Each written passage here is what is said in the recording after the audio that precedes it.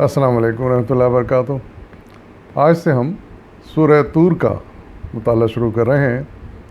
اس وقت میں آپ کے سامنے اس کی آیت نمبر 1 سے لے کے آیت نمبر 10 تک کا ترجمہ پیش کر رہا ہوں، سماعت فرمائیے۔ اعوذ باللہ من الشیطان الرجیم، بسم اللہ الرحمن الرحیم۔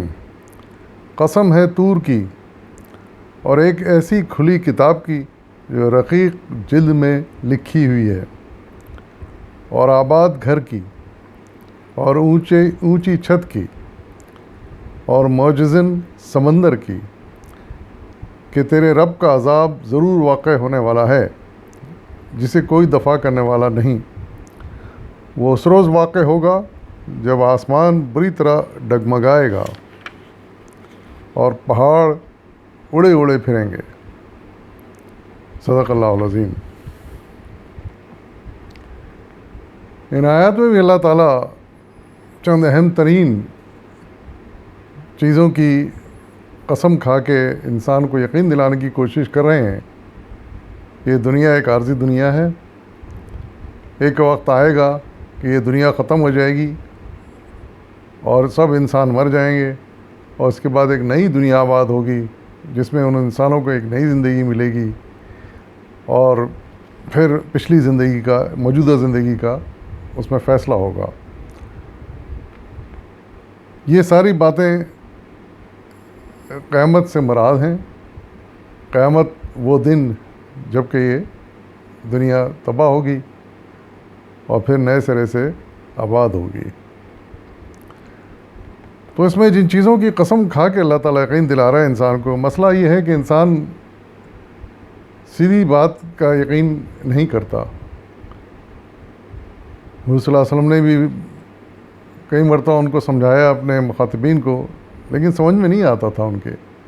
تو اسی لیے اللہ تعالیٰ نے یہاں پر کئی صورتوں میں قسم کھا کے اس بات کا یقین دلایا ہے، کیونکہ عرب میں رواج بہت ہے کہ قسم کھائی جاتی ہے، واللہ واللہ کہہ کے اللہ کی قسم کھائی جاتی ہے، اور اسی طرح جس چیز کی قسم کھانی ہو اس کو اس کا واو کے ساتھ اس کا نام لیا جاتا ہے۔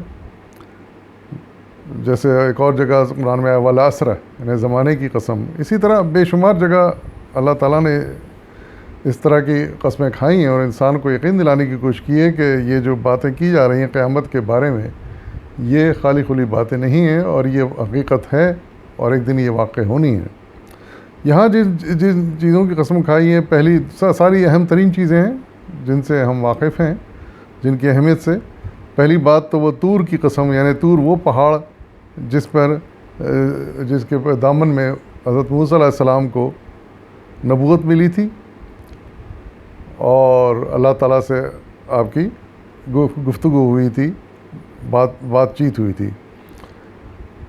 پھر دوسری قسم کھائی جا رہی ہے ایک کھلی کتاب کی جو رقیق جلد میں لکھی ہوئی ہے۔ اس کی وضاحت میں مولانا تحریر فرما رہے ہیں اپنے حاشیہ نمبر 2 میں، لکھتے ہیں قدیم زمانے میں جن کتابوں اور تحریروں کو زمانہ دراز تک محفوظ رکھنا ہوتا تھا، انہیں کاغذ کی بجائے ہرن کی کھال پر لکھا جاتا تھا۔ یہ کھال خاص طور پر لکھنے ہی کے لیے رقیق جلد یا جھلی کی شکل میں تیار کی جاتی تھی، اور اصطلاح میں اسے رق کہا جاتا تھا، اسی لیے اس کی جمع کو اوراق کہا جاتا ہے آج بھی۔ اہل کتاب بالعموم تورات، زبور، انجیل اور صحف انبیاء کو اسی رق پر لکھا کرتے تھے تاکہ طویل مدت تک محفوظ رہ سکیں۔ یہاں کھلی کتاب سے مراد یہی مجموعہ کتب مقدسہ ہے جو اہل کتاب کے ہاں موجود تھیں۔ اسے کھلی کتاب اس لیے کہا گیا ہے کہ وہ نایاب نہ تھا، پڑھا جاتا تھا اور بآسانی معلوم کیا جا سکتا تھا کہ اس میں کیا لکھا ہے۔ پھر تیسری قسم کھائی گئی آباد گھر کی۔ آباد گھر سے مراد یہ بیت اللہ ہے، خانہ کعبہ ہے۔ اس کی بھی قسم اہم ترین چیز ہے، اس کی بھی قسم کھا کے یقین دلایا جا رہا ہے۔ پھر چوتھی چیز اونچی چھت، یعنی آسمان۔ جب آسمان کی بات ہوتی ہے تو پھر سبحان اللہ، یعنی پوری کائنات کی بات ہوتی ہے، آسمان میں تو کیا کچھ نہیں ہے۔ تو یہاں پھر آسمان کی بھی قسم کھائی جا رہی ہے، یعنی اونچی چھت جو ہمارے لیے ایک چھت کی طرح ہے آسمان۔ پھر پانچویں جو قسم کھائی گئی معجزن سمندر کی ہے۔ سمندر بھی انتہائی انسانی زندگی کے لیے اہم ترین چیز ہے، ہم جانتے ہیں۔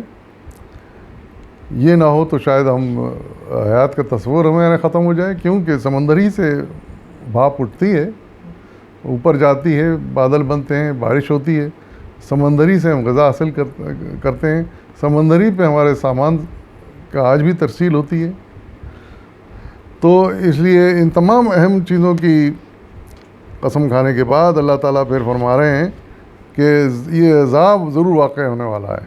یعنی جس عذاب سے ان منکرین کو ڈرایا جا رہا ہے، کہا جا رہا ہے کہ یہ عذاب ضرور واقع ہوگا، اگر یہ اپنے حرکتوں سے باز نہیں آئیں گے تو پھر یہ ٹلنے والا نہیں ہے، اور اس کا ایک وقت مقرر ہے، اور وہ وقت ایسا ہوگا کہ جب آسمان بری طرح ڈگمگائے گا، یعنی آسمان ہچکولے کھائے گا، ایسا لگے گا جیسے آسمان ہل رہا ہے،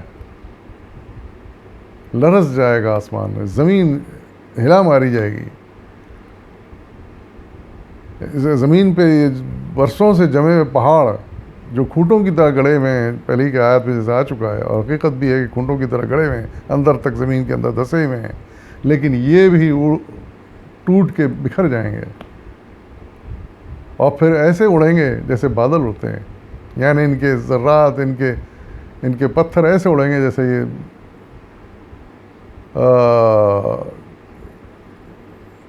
کہ جس کی کوئی حد نہیں ہوگی، جیسے بادل کی مثال دی گئی یہاں پر۔